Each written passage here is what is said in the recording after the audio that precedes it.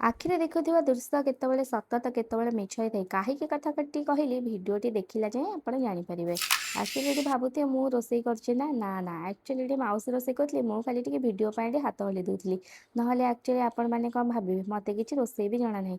ତ ଛାଡ଼ନ୍ତୁ, ଆପଣମାନେ ଜାଣିଥିବେ ଓଡ଼ିଆ ପରମ୍ପରା ହିସାବରେ ଚାହାଟା ହେଉଛି ଘରର ମୁଖ୍ୟ। ସକାଳ ସନ୍ଧ୍ୟା ହଉ ରାତି ହଉ ଚାହାଟା କମ୍ପଲସରି। ତ ଭାବୁଥିବେ ଚାହାଟା ମଧ୍ୟ ମୁଁ କରିଛି। ନାଇଁ ମୁଁ ଚାହାଟା ମୁଁ କରିନି, ଚାହାଟା ମଧ୍ୟ ମୋ ମମି କରିଛନ୍ତି।